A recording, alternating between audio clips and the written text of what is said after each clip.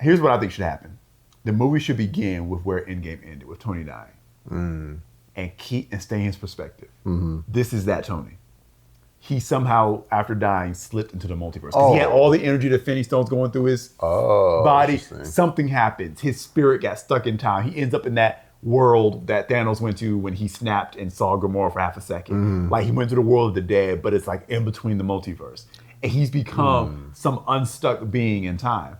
And now Tony is always trying to fix it, always trying to fix. So now he's stuck in time, and maybe he's been watching things. He's been watching everything crumble. The Avengers aren't where they need to be. Like everything is falling apart. And he's like, I gotta fix it. So he forces his way back into reality.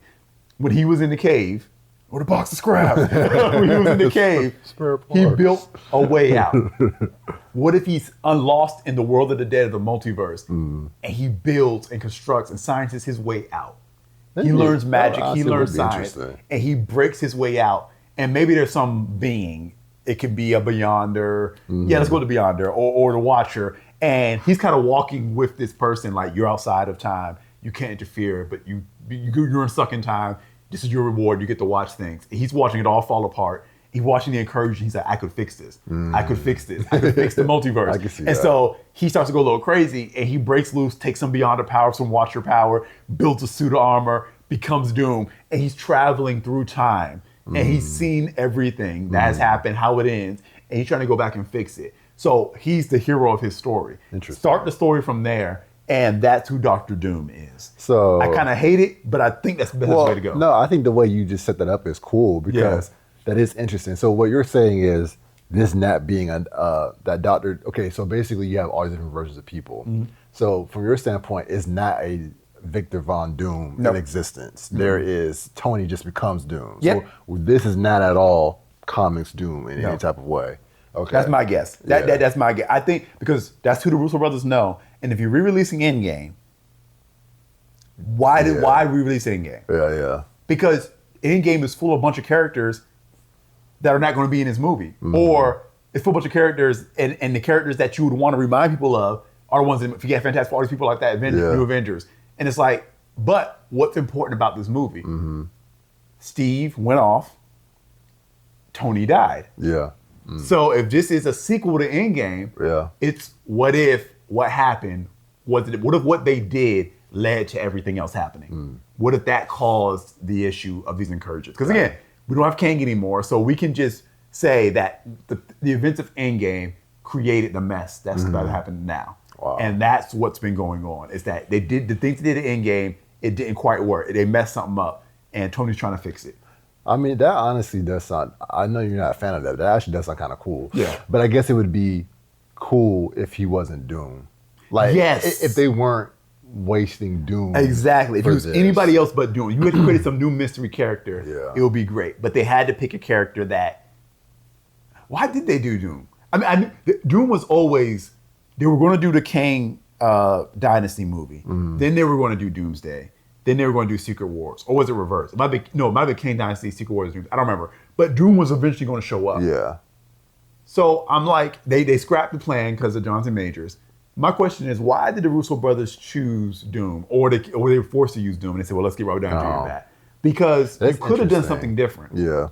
And again, I could be way off, and this is a variant, and this is Victor Von Doom, and he's not going to know who any of them are. And they're going to be like, Tony, and be like, who's Tony? That's what I assumed it was going to be. Yeah. But based on what you're saying, I assume that this is just, but it is kind of interesting because they all are supposed to be who they are, just different. Like when you have a different like version of yourself, right? Well, that's not true though. I did that bad because there will be multiple versions of characters and they're completely different actors. Yeah, like they did Mr. Fantastic for one. So I guess we've never. So I guess this could be different in that way. I mean, they've done it before. They've done it where like Deadpool movie, there was a lot of Deadpools, some Deadpools that were Ryan Reynolds. Then there were ones that weren't him or whatever. Okay. And the same thing, you have Mr. Fantastic. You had John Krasinski as one version. Then you got Pedro Pascal. So they've done both variations of that. It's interesting. It really is, because it's like, why would you use Robert Downey Jr. for this if he's literally you just recasted him? Yeah, it has to be connected in some kind of way. I think he needs to be Tony for this to really be interesting. If he's just unrelated, he don't know who these people are. it's the way even less interesting. It kind of wears off quickly. Yeah. Because you'll have the, oh my God, Tony. It's like, I'm not Tony. Yeah. And then that's kind of it. And that's it. Oh, you're just a variant of Tony. Yeah. Unless you're going to bring back the real Tony to fight him like that. But I thought that's the worst case scenario. So, like, okay. I hate that you took the character of Doom and kind of waste him in this way, unless you're going to have another Doom show up after this or something. Yeah. That's like, oh, I'm the real Doom. But I guess could happen. Could happen. It's super convoluted. But if you're going to bring back Robert Downey Jr., then bring back Tony too. Might as well. If you're going to mess with the emotions, make it be our Tony Stark, lost in time, came back. Because it is, you're right. It is kind of weird to do it that way. Interesting. And it'll make sense we have a mask because he was pretty jacked up at the end of the Endgame. Okay. He was pretty, his whole right side, whatever side of his face was jacked up from the thing. Interesting. So him having on that mask to protect his face would be a thing. We'll see. Do you think that the dream walking or whatever it is they do could be? Oh, from Doctor Strange? I hope they leave that alone. I'm just saying, you don't think that maybe that could be a part of how he he hops into a different version of himself? Oh, actually, okay. That's actually a terrible idea. That maybe that is it. Like he's actually still existing outside of time and it's just, Okay, that could work. I don't know though, but yeah. That could work. It's interesting. It's interesting. And it will make sense as to why he's so strong. But here's the thing. I know Doom in the comics. He always finds a way to get a ridiculous amount of power or he can take on people like that. But I felt like it was just reaction bait to have Thor with his hammer, all his lightning, and he just two fingers. And I'm like, that's so Doom. Yeah, but no. Like, why? What exactly is it magic? And to me, the reason why I'm saying that is I feel like whatever explanation is, they're going to figure out what the MacGuffin is, why he's so strong. Oh, this ball of energy is his source of power. Let's shoot it, and then he's weak, and we can beat him. I expect it's going to be something as simple as that. Like he's not that ridiculously strong. The thing about Thanos was he was strong, but he wasn't unbeatable. He was getting the stones. He was still, you could hurt him. Yeah, and that's why I felt like there was a chance here. But if Doom is just, I'm completely untouchable, that's a way to go to make it exciting and to make it a threat. But it's also kind of boring because you know there's some reason why, and then we're just going to find that reason, turn it off, and then we can beat him. But if he's got all this multiversal energy and this is the whole pathway he got here, and knowing how Tony works, it makes that MacGuffin, whatever it is, a little more interesting. You know, he probably has the Beyonder's power. That's probably what it is. I think that's what happened in Time Runs Out when leading into Secret Wars, the most recent one that Jonathan Hickman wrote in the comics. That's what it was. He took he defeated the Beyonders and he took Molecule Man's powers, but it was still related to all of that. Okay. So he's probably going to take the Beyonders' powers or something like that, or the Watcher, and that's what's going to be. Now, what's interesting was when Doom was actually the hero. Everyone else failed. The incursions were happening. The planets were exploding into each other. Iron Man and Captain America were fighting each other as always. Everyone was failing. Mr. Fantastic failed to save everything. Doom took the power. It maybe was power to be honest, actually. I don't know. I can't remember how it worked. I'm losing details here. He was with Strange. Strange was like, there's too much power, I can't do it. Doom said, fine, I'm confident enough that I can handle this. Strange didn't want the power. Because him and Strange were working together. He took the power and he created Battleworld. He put all the pieces together and saved as many people and realities Earth as he could and put it all in one mesh of a world called Battleworld. And he was the God Emperor Doom of it. And so he saved a lot of people. So he was kind of the hero. He was just a jerk about it and ruled everything. At the way the last issue ended was Mr. Fantastic found him and found his power source was Molecule Man. I'm saying that, I think it's Molecule Man. I'm saying that right. But anyway, and he was the source of his power. So Mr. Fantastic rode up on Doom, and no one could beat Doom because Doom was just, like, he ripped Thanos' spine out. Like, he was unstoppable because he had all the power. And Molecule Man said, okay, he snapped his fingers or whatever he did and took away Doom's power that he got from Molecule Man. So then it was just a straight up fight with Doom versus Mr. Fantastic with their standard powers. And Mr. Fantastic won. I could see them doing the same exact thing.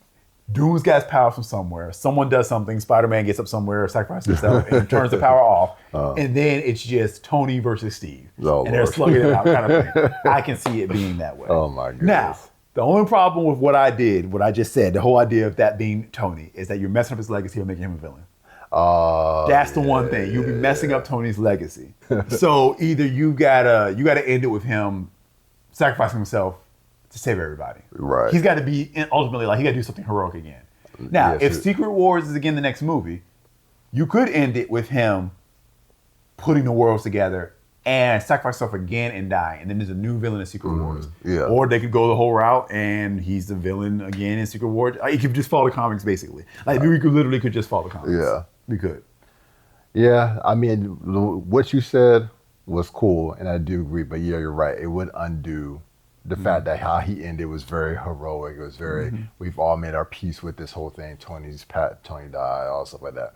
So it would be kind of like, dang, to bring him back to make him a villain. But it would also be, it would make sense for Tony because he's done stuff like that before. Yeah. But I guess it's kind of undoing his character development. Yeah. But again, like you said, if you live long enough, you can become a villain. Yeah. So if he didn't die, they could make him a variant, but like pretty much beat for beat the same character. It's just his movie ended, like their Endgame ended differently. Maybe he survived and everybody was happy, and then their world had an incursion. So and he's the last survivor of that world. Still that he was Iron Man in this other world. Yeah. He was still like, okay. I think he has to be a Tony. He can't be a Victor Von Doom for it to be interesting. Okay, so if you go that route, so two things. If you go the route that you just said, he can be a Iron Man. Doom's suit kind of already looks like that, so maybe that's just the way that Iron Man looked. Yeah, exactly. Or something like that. His was slightly different, and that Doom is what was Iron Man for them. And then he's basically, maybe he put the hood on and switched it up, and now he's at this version. Now, he could be the variant. He could be the variant, though. And I have a feeling that might be how they do it. Like, it might just be very surface level to be like, he just looks like Tony. Yeah. And then I think that's the weakest emotional way to go. If that's what it's going to be, he's Victor Von Doom, just happens to look like Tony. Like Victor Von Doom is a Tony variant, but he's nothing like Tony. Yeah. That's a waste of Robert Downey Jr. and a waste of the Dr. Doom character. It is very weird. So yeah, I don't know. Now you're swaying me. I think he might just have to be Tony. Yeah. Because my thing is, because you're right. If he's just a variant that happens to be Victor Von Doom, it is kind of weird. Because it's like, he's not going to have no connection to them. Yep. And it's not even like he's trying to come in and sway. If he was trying to come in and trick them, it's like, no, hey, I'm back. You know, like, I was like, oh, but that doesn't seem to be the case either. And if he has the mask on the whole movie and it pops off at some point, we know who it is. Yeah.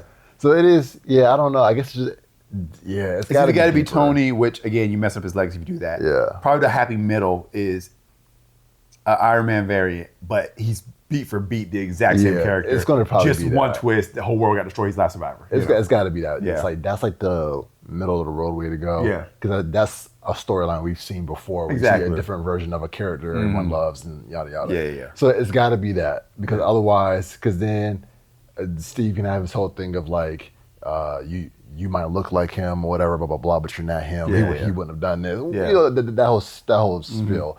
I think it does make sense, like you said, that it's probably he was a different version of Iron Man. Yeah. That's what he made this his suit. That was what Iron Man looked like. Yeah. And then whatever happened, and then he became this. Yeah. So I think that's the best way to go, honestly. Or just, cancel it all and just have an actual Doom movie. I don't know why we couldn't have just done that, but they wanted to do this, so. Yeah. I prefer him as a Fantastic Four villain, but it is what it is. But we've gone on for this for a while. Let us know in the comments what you guys think. How do you think this is going to go? Do you think this movie is going to be successful? Is this going to be one of the greatest Marvel movies of all time? Or just I just don't see it happening. I could be wrong. This could make more money than Endgame. I don't know. Yeah. It could. You got to see where the excitement level is. The next trailer has to show his face, and it has to have like a Tony. Yeah. And it can't be like Bucky, where he was like, who the heck is Bucky? He needs to show recognition and be like, yeah. And then that's what's going to get everybody in theaters. Because if he's Tony, he's Tony. Yeah. Even if it's not that same Tony. Yeah. He needs to recognize them. He needs to know what kind of effect this is going to have on everybody when he starts running up on them. That's where the way this needs to go. And again, if it's the Tony or a variant that's very much just like that Tony, it's not so much necessarily he's super powerful. It's that he knows all the Avengers, and so he created counters for all of them. Like a Batman scenario. I know how to counter him coming with the axe. Thor, I know how powerful he is because I fought alongside him. Right. His lightning has powered up my suit. I know exactly, because that's the whole thing about Tony. If you watch retrospectives on Tony, he never makes the same mistake twice. He always upgrades the suit, upgrades to what, like, he always figures it out. Yeah. And so he finally fought a god. He fought Thanos, and it wasn't enough. He had a nanotech suit. It still wasn't enough. And so he's like, okay, now I know what to do. So he always upgrades. So of course he's going to have the answer to every single Avenger in all the multiverse because he keeps learning. He's like, I'm going to invent something that can beat Thor. Yeah. Like, it's not that I have to be literally that powerful. I could just invent the thing that can circumvent whatever you got. Right. And that would make sense. And that could be kind of fun. I now talk myself into maybe being interested. He's like, nah, there's nothing like I said that I'm not interested. I guess we will see. Yeah. So, but yeah, if you guys have any, you guys can leave a comment.